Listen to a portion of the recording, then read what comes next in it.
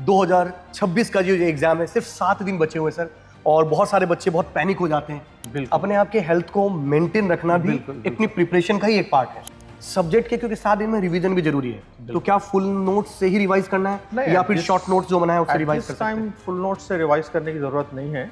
एक दिन पहले या 2 दिन पहले जरूर अपने सेंटर को जाके देखिएगा। सही बात है।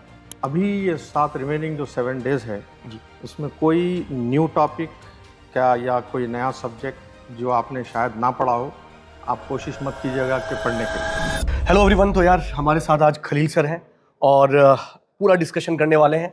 2026 का जो एग्ज़ाम है सिर्फ 7 दिन बचे हुए सर, और बहुत सारे बच्चे बहुत पैनिक हो जाते हैं कि 7 दिन में सिलेबस ऐसा लगता है कि कंप्लीट हुआ नहीं है, और ज़्यादा टाइम मिलता तो ज़्यादा अच्छा होता। कुछ किसी को ऐसा लगता है कि सिलेबस काफ़ी रह गया और मैं जो पढ़ा हूँ वो भूल भी गया हूँ। बहुत से लोगों के टेस्ट सीरीज से अभी भी स्ट्रगल कर रहे हैं। PYQ पहले लगा तो दिया था, पर अब लगाते हैं तो कुछ क्वेश्चन को देख के ऐसा लगता है कि शायद मैंने लगाया था कि नहीं लगाया था, कन्फ्यूजन है। सर, ऐसे बच्चों को इस 7 दिन के अंदर जो बचे हुए 7 दिन है उसमें क्या करना चाहिए, कैसे कॉन्फिडेंस को गेन करना चाहिए, क्योंकि इस एग्जाम में ये कॉन्फिडेंस बहुत इंपॉर्टेंट रोल प्ले करता है सर। सही बात। सबसे पहले तो मैं ये कहूँगा कि अभी ये 7 रिमेनिंग जो 7 डेज है उसमें कोई न्यू टॉपिक क्या या कोई नया सब्जेक्ट जो आपने शायद ना पढ़ा हो, आप कोशिश मत कीजिएगा कि पढ़ने के लिए। That is very important. सही बात है। जो रिमेनिंग 7 डेज है, जितना भी आपने पढ़ा है उसके ऊपर अपना ज़्यादा फोकस रखो। हो सकता है आप क्विक या शॉर्ट रिवीजन करो। क्विक नोट्स है, शॉर्ट नोट्स है, उनका रिवीजन करो। और जैसा आप PYQs के आपने बताए हैं तो कुछ हर सब्जेक्ट में कुछ ना कुछ इंपॉर्टेंट PYQs होंगे। आपको लग रहा होगा, जैसा फॉर एग्जांपल कह रहा हूँ, ऑपरेटिंग सिस्टम है तो उसमें एक टॉपिक है मल्टी लेवल पेजिंग। जी सर। सिंक्रोनाइजेशन के कुछ प्रॉब्लम्स हैं जी। तो ऐसे टॉपिक्स के जो इंपॉर्टेंट PYQs है उसके ऊपर आप फोकस करो। Okay, right. And secondly you maintain a good health and hygiene. ये काफ़ी ज़्यादा इंपॉर्टेंट 7 डेज में बहुत इंपॉर्टेंट रोल प्ले करता है सर। तो don't try to keep on thinking, जैसा कि मैं हमेशा कहता हूँ कि kill that process which is always bothering you. क्या होगा, मेरा रिजल्ट क्या आएगा, मुझे कितने मार्क्स मिलेंगे। तो these are the things which are going to crop up your mind.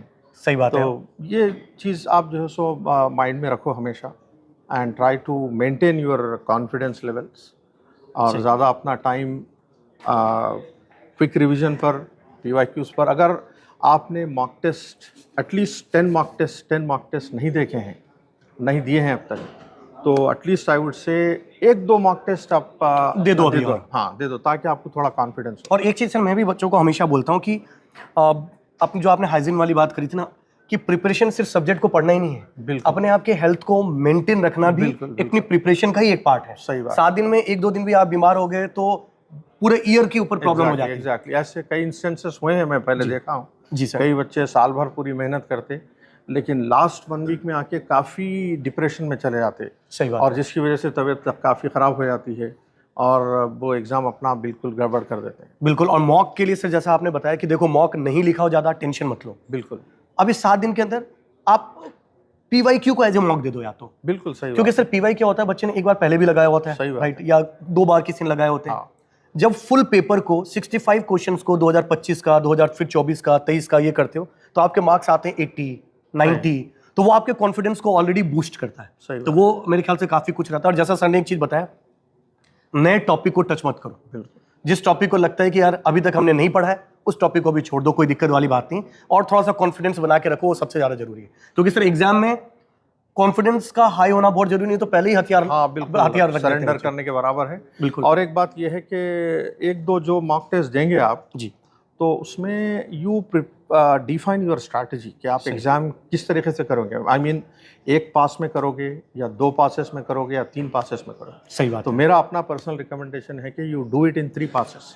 तो उसके लिए प्रैक्टिस कर लो अपने मॉक टेस्ट में। You practice with 3 passes. नहीं आपको लग रहा है मैं 2 पास में कंप्लीट कर लूंगा, you do practice with 3 passes. That is also very important. इसमें एक और पॉइंट है सर, जैसे 2 सेगमेंट है, एप्टीट्यूड और टेक्निकल। आपने बताया 3 पासेस में उसको कर लेने के लिए, बट इसमें भी एक चैलेंजेस होता है कि बच्चा ये नहीं सोचता है कि पहले मैं एप्टीट्यूड वाले सेगमेंट से शुरू करूं कि मैं टेक्निकल वाले सेगमेंट से शुरू करूं। और अगेन इसका कोई प्रोसेस नहीं है, रूल नहीं है। मैंने बहुत सारे ऐसे टॉपर को देखा है सर जो जिन्होंने टेक्निकल से शुरू करते हैं। बहुत सारे ऐसे भी टॉपर हैं जो AR2 है, AR8 है, जिन्होंने जो है एप्टीट्यूड से शुरुआत किया था। तो ये आपकी स्ट्रेटजी आपकी खुद की होगी, और ये स्ट्रेटजी बनेगी कैसे? प्रैक्टिस करने से। वो प्रैक्टिस करना है। एक और चीज़ सर, सब्जेक्ट के, क्योंकि 7 दिन में रिवीजन भी जरूरी है, तो क्या फुल नोट्स से ही रिवाइज करना है या फिर शॉर्ट नोट्स जो बनाए उससे रिवाइज कर सकते हैं? टाइम फुल नोट्स से रिवाइज करने की जरूरत नहीं है, शॉर्ट नोट्स से पूरे सब्जेक्ट्स आप रिवाइज करने की कोशिश कीजिएगा, दैट इज वेरी इंपॉर्टेंट। और पर्टिकुलरली ऐसे सब्जेक्ट्स जिसमें आपको लग रहा है कि आपको काफ़ी डिफिकल्टी है, फॉर एग्जांपल कि कोई बच्चे को लग रहा है कि नेटवर्क्स मेरे लिए डिफिकल्ट है, सही, किसी को लग रहा है सीओ डिफिकल्ट है, उसके ऊपर थोड़ा हाई फोकस रखो आप। सही बात है। जिस सब्जेक्ट में आपका कॉन्फिडेंस अच्छा है तो आप बिल्कुल क्विक रिवीजन कर लो, हो सकता है 1-2 घंटे में ही आप वो सब्जेक्ट कंप्लीट कर लो। और हमने तो सर गेट फर्रे भी बच्चों को दे बिल्कुल, रखा है, बिल्कुल, काफी। गेट फर्रे अवेलेबल है, that is free of cost available है, तो आप चाहो तो उसको अगर शॉर्ट नोट्स नहीं बनाए हो तो पैनिक मत करो, अभी बनाने का टाइम भी नहीं बिल्कुल है, सही उसी से करिए। स्क्रबल पेड को कैसे यूज करते हैं वो सब चीज जान लीजिए। एडमिट कार्ड अपना पहले से डाउनलोड करके रख लीजिए अपने पास, राइट, अभी आ ही गया होगा आपके पास एडमिट कार्ड भी। और साथ में एक अपना पूरा प्रोसेस, उस एग्जाम को कैसे लिखने वाले हैं वो पहले से ही तैयार रखिएगा किस चीज को।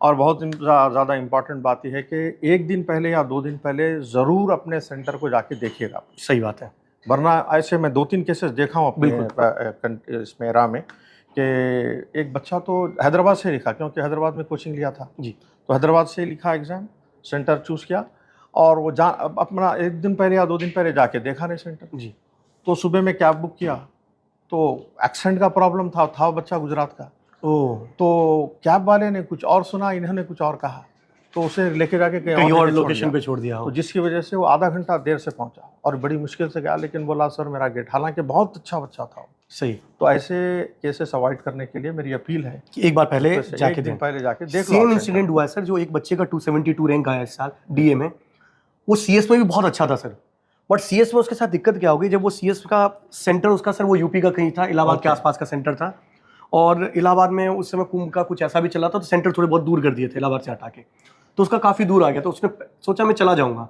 उसका सेंटर मॉर्निंग में इतना दूर था कि वो गया, बोला सर मैं इतना नर्वस हो गया, इतना पैनिक हो गया, मेरा सीएस का पेपर बिगड़ गया। सही बात। और सेम सेंटर मेरा डीए के लिए आया, तो बोला मुझे तो पता ही था सिचुएशन, डीए में बड़े कंफर्टेबली में गया और डीए में 272 के आसपास रैंक लेकर अभी आईआईटी कानपुर से वो पढ़ रहा है। तो दोस्तों जैसा सर ने बताया, ये बहुत जबरदस्त चीज़ है कि आप अपने पहले ही सेंटर पे चले जाइएगा, ताकि उस आप अवेयर हो जाए आपका सेंटर कितना दूर है, किस लोकेशन पे है, कितना आइडिया लगेगा, और ये सब चीज़ें भी आपके प्रिपरेशन का ही पार्ट है। बिल्कुल। स्क्रैपल पेड को कैसे यूज करते हैं, नोट्स कैसे बनाते हैं, वर्चुअल कैलकुलेटर बिल्कुल बहुत इंपॉर्टेंट रोल प्ले करता है, वो कैसे करना है, ये सारी चीज़ देखना है। और इन सब का निचोड़ बस इतना है कि पैनिक नहीं होना है।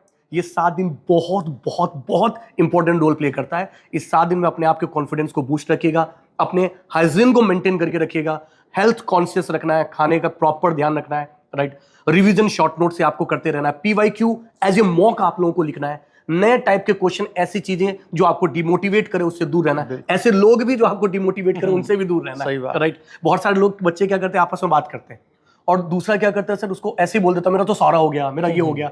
अब वो बच्चा पता चला वो अच्छे प्रिपरेशन पे है, पर ये सब सुन के वो थोड़ा सा डिमोटिवेट हो जाता है। बिल्कुल सही। तो लास्ट मोमेंट में थोड़ा मोटिवेशन भी मेंटेन करना बहुत ज्यादा जरूरी है। सर इन बच्चों को इस 7 डेज में लास्ट जो 3 टिप्स आप देना चाहेंगे, क्या देना चाहेंगे सर? बिल्कुल, मतलब अच्छी नींद लीजिएगा एग्जाम से 1 दिन पहले, वरना कई बच्चे नींद नहीं लेते हैं और जाके एग्जाम में जो है सो प्रॉब्लम होता। ट्रू। दूसरा, शॉर्ट नोट्स पे फोकस रखिएगा, और 3 मॉक टेस्ट इस 7 दिन में अगर हो सके तो ज़रूर कीजिएगा। और एक मॉक टेस्ट अगर आपको पता है कि आपका शिफ्ट मॉर्निंग है या आफ्टरनून है, तो ज़रूर वो एक शिफ्ट उसी शिफ्ट में दीजिएगा, उसी शिफ्ट में दीजिएगा mock test, so that biological clock उसके हिसाब से अपना अलाइन हो जाता है। मान लीजिए किसी की आदत है सर लेट नाइट पढ़ने का, पर उसका जो शिफ्ट है वो मॉर्निंग शिफ्ट में पेपर है, और मॉर्निंग में आपकी आदत है सोने की, तो आप एग्जाम में जाओगे, आपका दिमाग इतना एफिशिएंट नहीं होगा। पर हाँ, आप 2-3 मॉक लिख चुके होगे, और 7-8 दिन 10 दिन जो है ना अपने बायोलॉजिकल क्लॉक को मेंटेन करने के लिए सफिशिएंट है। तो आपका पहले जो भी रूटीन रहा हो, अब अपनी लाइफ के रूटीन को वैसे बनाइए जैसा जिस शिफ्ट में आपका पेपर होने वाला है। अगर 2:30 बजे वाले में तो आपको उसके हिसाब से मेंटेन करके रखना है। मॉर्निंग वाले में तो मॉर्निंग वाले में मॉक रखिए, और टेबल पे, चेयर पे बैठ के टेबल पे पूरा कैलकुलेटर को यूज करके सही तरीके से रखिए। बाकी तो सर यही बोलेंगे कि ऑल द वेरी बेस्ट दोस्तों, ऑल द वेरी बेस्ट, और बिल्कुल फोड़ो पेपर, इस यहीं पर वापस आप लोगों को मिलेंगे, और खलील सर, विजय सर, पलेशम सर, सब आपको पूरी टीम यहीं मिलेगी, जिसमें आप लोगों के साथ हम डिस्कशन करेंगे। बट यस, आप लोग अभी थोड़े मोटिवेटेड रहिए और बेस्ट तरीके से अपना पेपर देके जाइए, विश्वास रखिए आपने बहुत अच्छी प्रिपरेशन कर रखी है। ये 7 दिन बस उस चीज को एक बार रिवाइज कर लेना, दैट्स इट।